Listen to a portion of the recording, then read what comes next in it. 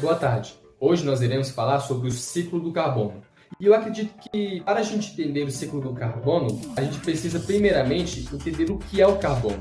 O carbono ele é um elemento químico não metálico que pode formar 4 ligações, permitindo a criação de cadeias longas e complexas de compostos orgânicos, como DNA, proteínas e gorduras. E a sua fórmula molecular ele é representada pela letra C. O carbono ele está presente em diversas moléculas inerentes aos seres vivos, como a glicose, que é representada pela fórmula molecular C6H12O6.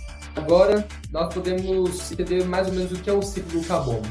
O ciclo do carbono em si, ele é a interação do carbono pelo planeta e os seres vivos que o habitam. E o composto central do ciclo na atmosfera é o dióxido de carbono, representado pela fórmula molecular CO2.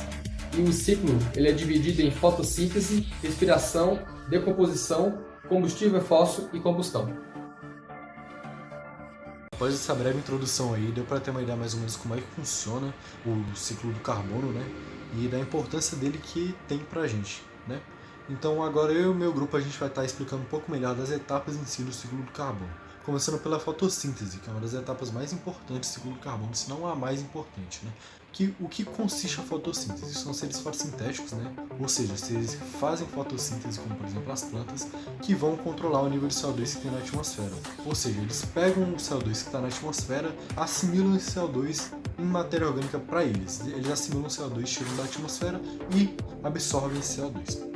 Em comparação, a gente tem a segunda etapa, que seria a respiração. Seres que fazem respiração celular, como por exemplo os seres humanos, né? A gente mesmo faz a respiração celular.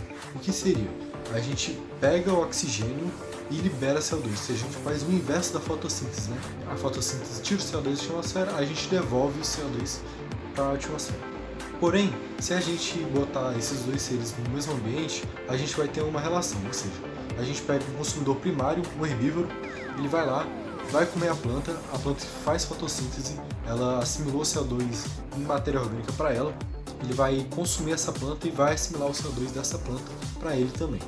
Enquanto isso, outro carnívoro, um carnívoro, por exemplo, um consumidor secundário, vai lá, come esse herbívoro, vai assimilar parte do CO2 também para ele. Ou seja, o CO2 que está na atmosfera, quando vai para a planta, ele vai sendo distribuído entre os seres, né? nesse jogo de consumo. E aí a gente vai para a terceira etapa, que envolve tanto os seres que fazem respiração, quanto os seres que fazem fotossíntese. A gente vai estar falando aqui da decomposição, que é quando esses seres morrem, eles vão morrer, e parte desse CO2 ou vai voltar para a atmosfera, ou vai ir para a Terra de novo, como por exemplo as fontes de petróleo, né, que são ricas em CO2. O papel do processo de combustão dentro do ciclo do carbono. Quando a gente fala do ciclo do carbono, é importante a gente entender que a combustão é uma das etapas que mais interfere na quantidade de carbono presente na atmosfera, né? Então a combustão ela acontece quando a gente queima materiais orgânicos, como madeira, carvão, gasolina, óleo diesel ou qualquer tipo de combustível fóssil. E esses materiais, eles são formados por carbono que foi armazenado ao longo de milhares ou até milhões de anos. Então, quando ocorre a queima, esse carbono que estava preso, ele é liberado rapidamente na forma de dióxido de carbono, né? Ou o CO2, como outras pessoas conhecem. Esse gás, ele volta para a atmosfera, aumentando a concentração de carbono disponível no ar.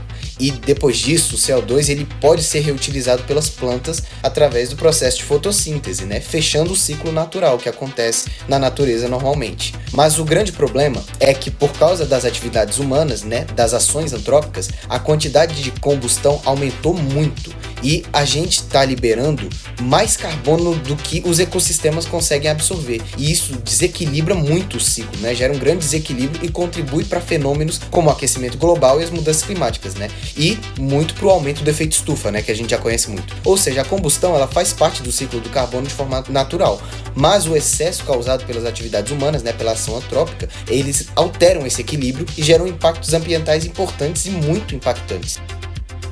O ciclo geológico do carbono, ou o ciclo lento, pode levar de milhares a milhões de anos para ser completo. Esse ciclo movimenta o carbono pela hidrosfera, a biosfera, a atmosfera e a litosfera e ocorre em 5 etapas. A primeira etapa é quando o dióxido de carbono se mistura com a chuva, formando o ácido carbônico, e assim ele acaba corroendo as rochas e liberando bicarbonato e cálcio. Esse bicarbonato e esse cálcio acabam indo para o fundo dos oceanos onde animais que vivem lá pegam desses carbonatos para formar suas carapaças e seus ossos. Quando esses animais morrem, acaba sedimentando todos esses carbonatos dentro do oceano, e no fundo do oceano existe uma zona de subducção, onde esses carbonatos vão parar no centro da Terra. Devido ao calor e às altas pressões, esse carbono ele pode ser liberado de novo, ele pode ser expelido de novo, ou ele pode acabar indo para um caminho de um vulcão, onde o carbono é liberado novamente na atmosfera por erupções e outras emissões difusas.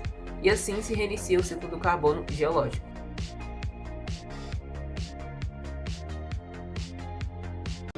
Olá, agora, qual a importância do ciclo de carbono? Primeiro, ele é crucial na vida da Terra, porque o carbono ele é base de todas as moléculas orgânicas essenciais para a vida. Segundo, como dito antes, ele é fundamental na regulação do clima, por causa que ele é responsável pela quantidade de dióxido de carbono, o CO2, na atmosfera, que por sua vez é um gás de efeito estufa. Quando a liberação excessiva de carbono, isso pode gerar desequilíbrio no clima e causar aquecimento global. Os efeitos do aquecimento global são muito diversos, desde aumento da temperatura global, mudanças no habitat e comportamento dos seres vivos, e por causa disso, nós, como seres humanos, devemos fazer a manutenção adequada, não só para nós, seres humanos, mas para os outros seres vivos também. Não só para agora, mas também para as gerações futuras.